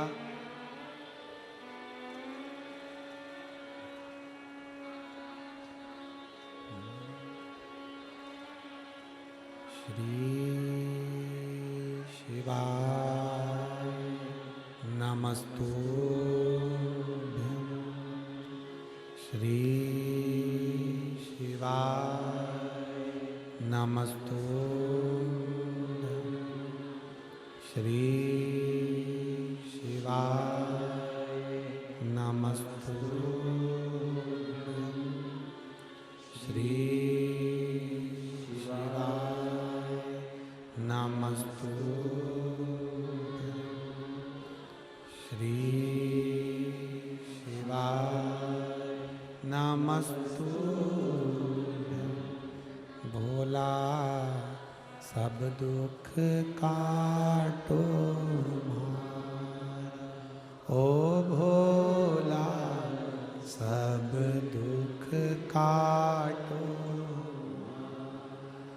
शिव शंकर जपूं तेरी माला, भोले बाबा जपूं तेरी माला, भोला सब दुख काटो।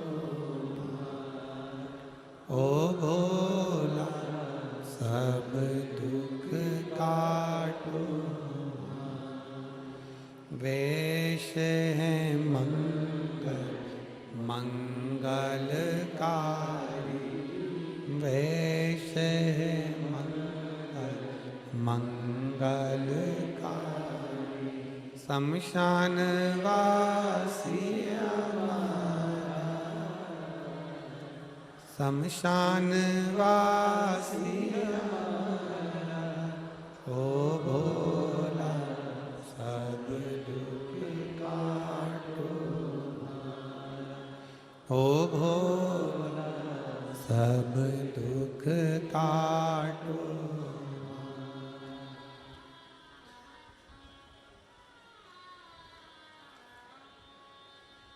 भगवान देवाधिदेव महादेव भगवान शिव की कथा कर रहे। बकरी पत्ती को खाते खाते उसका गला कट गया। कटा हुआ गला बकरी का पानी में गिर, धड़ भी पानी में चला गया और बकरी का वो शीश भी पानी में चला। मही संगम था।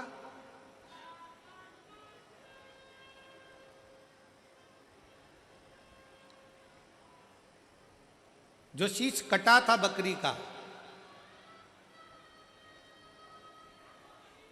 पवित्र धाम में वो शीश गिरा था, इसलिए संत श्रृंग राजा की बेटी के जन्म के समय पर उसकी बेटी के ही धड़ पर वो शीश लग गया।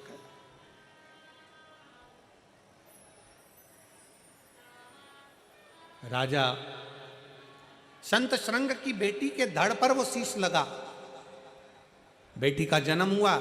जन्म होने के बाद बेटी जब धीरे धीरे बड़ी हुई, सारे नगर में बात हो गई, बकरी का मुंह है, बकरी का मुंह है, लड़की का जन्म हुआ, बकरी का मुख है, बकरी का मुख है, लड़की का जन्म हुआ है और लड़की का जन्म हुआ और बकरी का मुख लगा हुआ है। पूरे नगर में बात फैल गई, पूरे नगर में। बेटी धीरे धीरे धीरे धीरे बड़ी हुई। बड़ी होने पर उसने पहली बार दर्पण में अपना मुख देखा। 7 वर्ष की बेटी ने जब दर्पण में मुख देखा तो बकरी का चेहरा पाया। बकरी का चेहरा, बड़ी दुखी हुई, बहुत दुखी।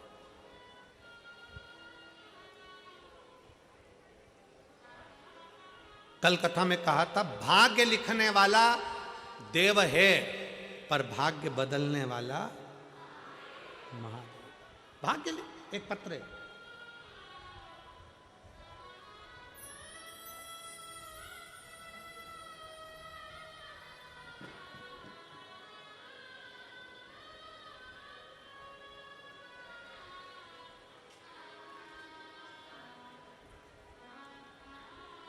सुनील चौहान, सरिता चौहान, ग्राम सलेमपुर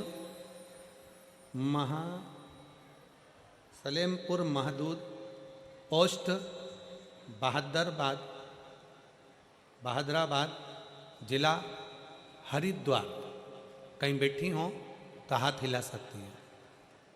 अगर कहीं बैठी हों तो हाथ हिला सकती हैं, और अगर बैठी हों तो आ सकती हैं। गुरुदेव, 2018 में हमारे साथ एक बड़ी घटना घट गई। मेरा 12 वर्ष का लड़का अपने मित्रों के साथ में नहर के पास चले गया, और नहर के पास गया और नहर में गिर गया। नहर में जब गिर गया तो उसके प्राण चले गए। पूरे दोस्तों से पूछा, बच्चा कहाँ है मेरा 12 साल का लड़का कहाँ है?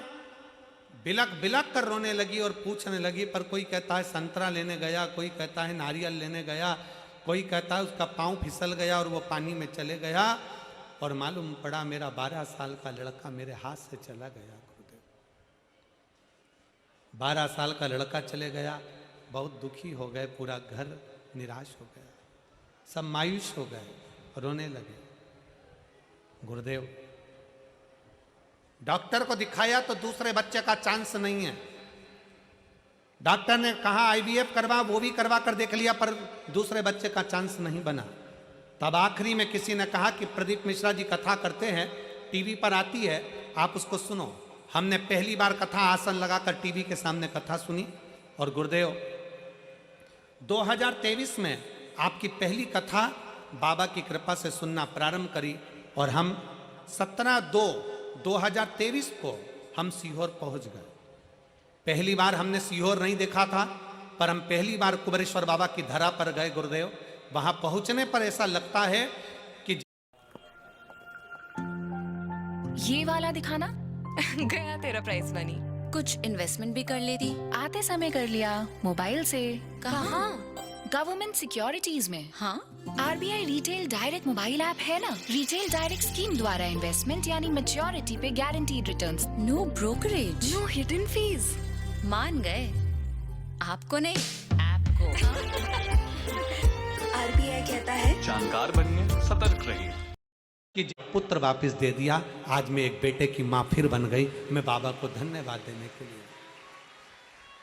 एक पत्र और है,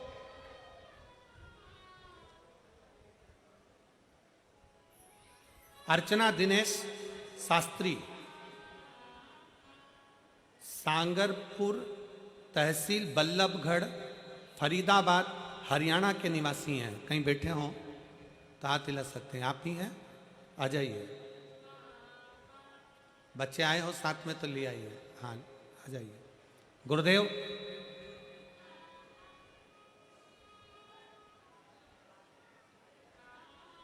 मेरे 23.5 साल की लड़की है। जम के बोलो, कितने साल की? जम के बोलो जरा। मेरी 23.5 साल की लड़की है। 23.5 साल की लड़की होने के बाद बस एक ही दर्द मन में रहता था, मेरे को जिंदगी भर लोगों के ताने सुनना पड़ता था, तेरा लड़का नहीं, लड़का नहीं, लड़का नहीं। पहली बार आपको टीवी पर कथा सुनते देखा तो मन में आया कि कोई कथा वाचने वाला मिला है, और वो कथा में कहता है कि शंकर पर भरोसा कर, आज नहीं तो कल देगा, एक लोटा जल तेरा कल जरूर बदलेगा। गुरुदेव, लोग कहते हैं कि पंडाल में बैठकर कथा सुनने का क्या फल है। नोएडा में कथा सुनने के लिए बाबा से विनती कर कर अपने साथ में सब दरी चादर लेकर पहुंची, बाबा की कथा का लाभ लिया। बाबा से बस एक ही प्रार्थना करी कि सीहोर वाला महाराज कहता है पंडाल में बैठकर जो मांगोगे वो मिलता है। पर मेरी बेटी तो 23.5 साल की हो गई, अब तो उसकी शादी की उम्र हो रही है, पर मेरे मन में मेरे बेटे की चाह है, बस एक बेटा चाहिए। पर अब तो डॉक्टर भी बोल दिए कि संतान नहीं होगी, और 23.5 साल की बेटी हो गई, क्या हो सकती है संतान? बाबा, पर वो सीहोर वाला महाराज कहता है कि पंडाल में बैठकर जो मांगा जाता है बाबा देता जरूर है। गुरुदेव, हम पंडाल में बैठकर बाबा से वर मांगे, बाबा से नोएडा की कथा में कहकर चले गए। घर जाकर बाबा को प्रणाम करते, एक लोटा जल चढ़ाते और पानी को पी लेते। बेलपत्री खाना प्रारंभ करा। नंदी के पास बैठकर सफ़ेद आंकड़े की जड़ को बांध लिया और बाबा की कृपा से 23.5 साल बाद मेरे घर में बाबा ने लड़का दे दिया। 23.5 वर्ष के बाद बाबा ने मुझे लड़का दे दिया। गुरुजी, एक लाइन मैं चैनल वालों से कहूंगा, वो भी दिखाएं, नहीं तो लोगों को लगेगा महाराज बोले। हमने बहुत डॉक्टर देखे, बहुत पंडाल देखे, बहुत मंदिर देवालय देखे, बहुत शक्ति देखी, बहुत गोदी भरवाई, पर जो कुबेरेश्वर बाबा का भाव देखा वो आज तक नहीं देखा। मेरा कुबेर भंडारी तो लुटाता ही है गुरुदेव। लाइन अच्छी लिखी है, आप और हम गुनगुनाएंगे। अरे लुटा दिया भंडार काशी वाले ने और कर दिया माला माल काशी, लुटा दिया, हाँ लुटा दिया, लुटा दिया, हाँ लुटा दिया, अरे लुटा दिया भंडार काशी कर दिया माला माल काशी। जो जैसी भावना लाया वो वैसा ही कर पाया, जो जैसी भावना लाया वो वैसा ही कर पाया। जो चांद सा बेटा मांगा सो चांद सा बेटा पाया, अरे कर दिया माला काशी वाले,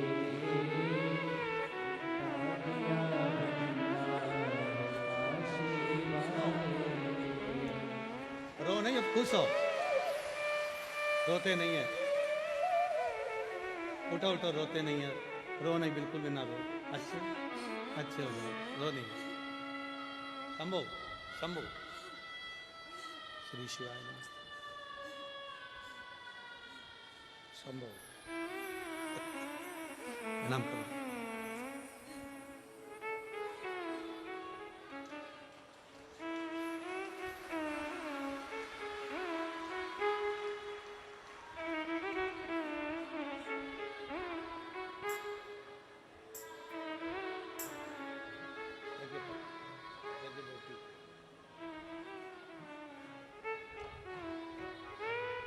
जो जैसी भावना लाया वो वैसा ही कर पाया, जो जैसी भावना लाया वो वैसा ही कर पाया। नहीं खाली उसे लौटाया वो मन ही मन हर्षाया, नहीं खाली उसे लौटाया वो मन ही मन हर्षाया। अरे कर दिया माला माल काशी वाले, लुटा दिया भंडार काशी वाले। 23.5 साल की बेटी है गुरुदेव, और 23.5 साल के बाद मेरे कुबेरेश्वर बाबा ने मुझे बेटा दे ही दिया। ये शिव है, ये शंकर है, शिव है। उसका विश्वास दुनिया के लोगों को लगता है पंडाल में बैठकर कथा सुनने का क्या लाभ है। जो बैठे हैं उनसे पूछो। ये कथा तो 2 दिन की और है। फरीदाबाद वालों, ना जाने कौन सा पुण्य तुमने करा होगा जो कार्तिक के महीने में 5 दिन तुमको मिल गए। ये तुम्हारा पुण्य है। कल शिवरात्रि का, कल कथा का चौथा दिन है तो शिवरात्रि हो जाएगी। परसों सुबह 8 बजे से 11 बजे तक कथा हो जाएगी। 11 बजे कथा कर कर हम यहाँ से सीहोर के लिए निकल जाएंगे, क्योंकि 9 तारीख का सीहोर में अन्नकूट है कुबेरेश्वर बाबा का। जितने लोग भी कथा सुन रहे हैं आसपास के सीहोर कुबेरेश्वर धाम के आसपास के, वो 9 तारीख को बाबा का सुबह 10 बजे से लेकर 3 बजे तक अन्नकूट महोत्सव का प्रसाद भोजन भंडारा रहेगा। आप आकर भंडारा ग्रहण कर सकते हैं, अन्नकूट प्रसाद पा सकते हैं। 11 तारीख से कथा पीलीभीत दोपहर में 2 बजे से 5 बजे तक देव दीपावली कथा प्रारंभ हो जाएगी 7 दिन की। पीलीभीत के आसपास के सभी उत्तर प्रदेश वासियों से निवेदन है, कथा का लाभ लीजिए, अपने जीवन को धन्य बने। फिर कथा 20 तारीख से 26 तारीख तक काशी में पहली बार ऐसी कथा का मौका मिल रहा है कि गंगा ऐसी बह रही है और गंगा के तट पर काशी विश्वनाथ के सामने कथा हो रही है।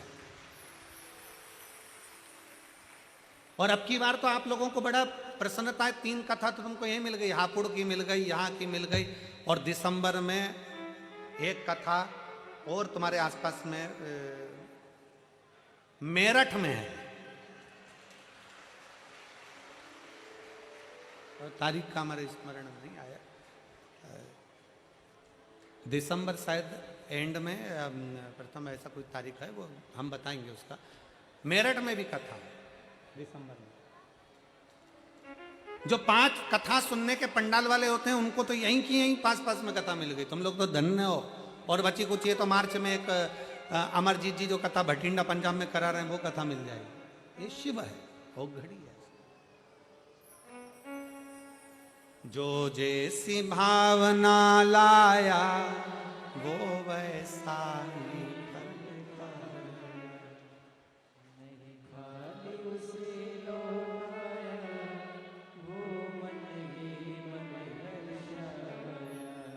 और कर दिया माला काशी लुटा दिया शिव भक्ति, भगवान शंकर की अविरल भक्ति, शिव तत्व की भक्ति हमारे भीतर विराजमान। बकरी का शीश कटा, पानी में गिरा, महिसागर का वो संगम था जहां शीश गिरा, और वो शीश राजा संत श्रृंग की, वो शीश राजा संत श्रृंग की बेटी को लग गया।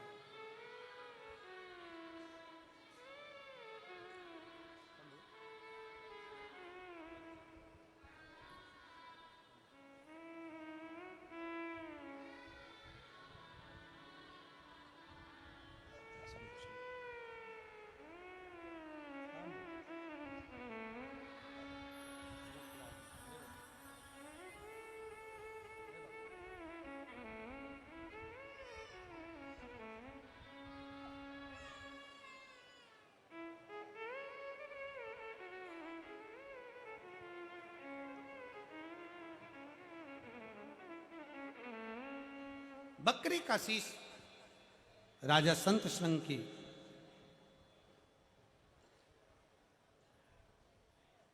राजा संत श्रृंग की बेटी के शीश पर लगा, धड़ पर लगा। अब 7 साल की बेटी हो गई, 7 वर्ष की बेटी। दर्पण में मुख देखा, दर्पण में मुख देखा तो उसको लगा कि मुझे बकरी का मुख लगा है, दुनिया मेरे पर हंसती है, दुनिया हंसती।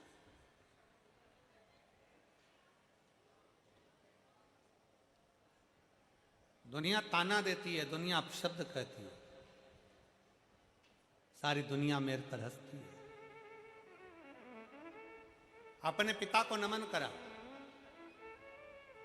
राजा संत श्रृंग को नमन कर कर बेटी ने हाथ जोड़कर कहा, कुमारी ने बेटी ने कहा, पिताजी बकरी का मुख पाया है, मैं यहाँ रहूंगी, लोग आपको अपशब्द कहेंगे, इसलिए मैं यहाँ से चली जाती। राज्य छोड़ दिया, राज्य छोड़ा। कभी कभी हम परिवार की आसक्ति में, मोह में इतने पड़ जाते हैं कि भगवान को भी भूल जाते हैं। कभी एक पत्र है,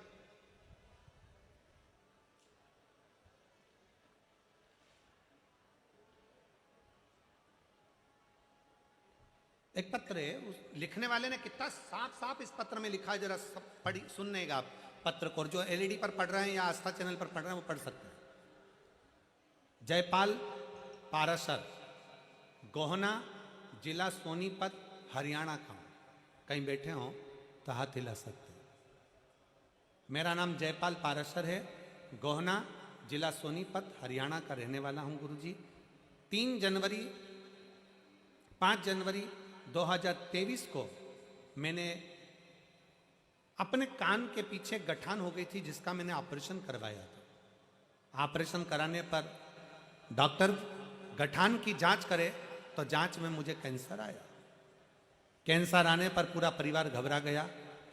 गुरुदेव, पहले जब हम छोटे थे ना, मैं मेरी माँ के साथ शंकर के मंदिर जाया करता था। बड़ा हुआ तो भी मैं शंकर के मंदिर जाया करता था। काम पर लगा तभी भी मैं शंकर के मंदिर जाया करता था। पर मेरी शादी हो गई। शादी होने के बाद घर में जगदम्बा आ गई, तो उससे इतना ज़्यादा प्यार हो गया कि मैं शंकर जी को भूल गया। पत्र में कितना साफ लिखा है, जरा समझने वाली बात है। घर में जगदम्बा आ गई, जगदम्बा आई तो इससे इतना प्रेम हो गया कि मैं शिव जी को भूल गया। और गुरुदेव, मैं शंकर जी को भूल गया, शिव मंदिर जाना बंद कर दिया। जांच में जब कैंसर आया, कैंसर आने के बाद भगवान भोलेनाथ के मंदिर में फिर जाना प्रारंभ करा। और जाना प्रारंभ करा, शिव को नमन करता, प्रणाम करता। प्रणाम करने के बाद में 2 महीने हो गए। 2 महीने के बाद मालूम पड़ा कि वापिस मेरे गले में गठान हो गई। जब दूसरी गठान हुई तो डॉक्टर को दिखाया, तो डॉक्टर ने कहा इसका ऑपरेशन करवाना पड़ेगा। हम लोग घबरा गए। एक ऑपरेशन कान के पास की गठान का कराया, कैंसर रहा। दूसरा